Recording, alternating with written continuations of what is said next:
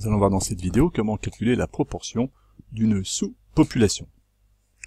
Nous allons commencer par une définition, qui paraît peut-être un petit peu difficile avec toutes les lettres qui vont être données dedans, mais elle ramène à une notion de fréquence déjà vue en statistique au collège, et dans les applications elle sera très simple. Si on veut calculer la proportion, donc on va appeler P, d'une sous-population, une sous-population c'est une partie d'une population, et sous-population d'effectifs N, tout cela dans une grande population au-dessus d'effectifs grand N, alors la proportion de ma sous-population et le rapport P est égal à petit n sur grand N. Cette définition-là est difficile avec le vocabulaire, les lettres, et elle est rébarbative. En fait, on va voir qu'elle est extrêmement simple d'application lorsqu'on va y mettre du concret.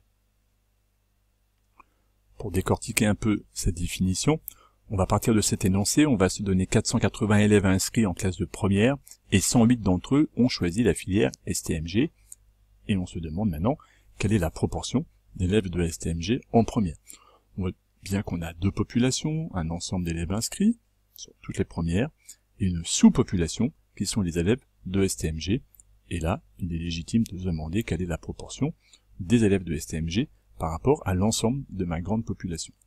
Pour bien visualiser, la méthode proposée est de commencer par ce qu'on appelle un diagramme de Venn. Peu importe le nom, en tout cas l'idée c'est avec des patates, le terme est mathématique, faire une modélisation un peu de mon énoncé.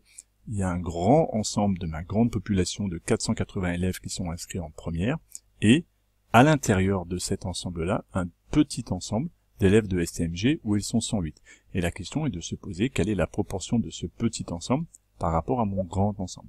Le diagramme de Venn n'est pas indispensable, il a le gros avantage de visualiser ma situation et souvent d'aider à avancer pour la résolution du problème. La partie suivante revient maintenant à décortiquer le cours et à bien repérer ce qu'est ma population totale. La population totale, c'est donc l'ensemble de mes élèves de première. C'est ça qu'on appellera grand N, un N majuscule, parce que c'est la population totale, c'est le plus grand. Et ici, l'effectif, c'est-à-dire le nombre d'individus dans cette population, est 480. Ça, c'est la population de référence, c'est par rapport à ça que je vais calculer ma proportion. La sous-population, au sens un groupe dans mon groupe précédent, un sous-groupe, la sous-population des élèves de STMG, et donc pour les quantifier, savoir combien ils sont, on va l'appeler petit n, comme c'est une sous-population mais à n minuscule, et là mon énoncé me dit que l'effectif petit n vaut 108. En posant bien mon cours, mon vocabulaire et mes notations, j'ai fait plus de la moitié du boulot. On applique le cours maintenant, c'est la troisième partie.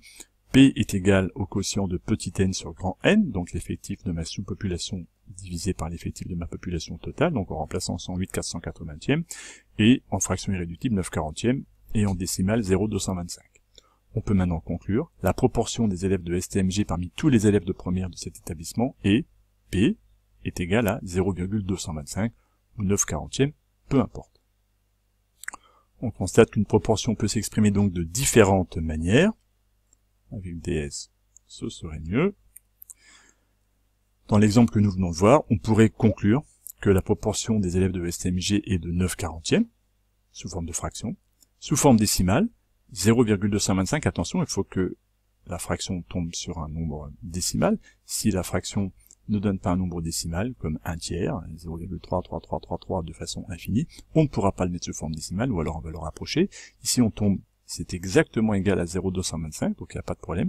On peut mettre cette proportion sous forme décimale, et souvent, c'est plus parlant, on mettra cette proportion sous forme de pourcentage, à partir de la partie décimale.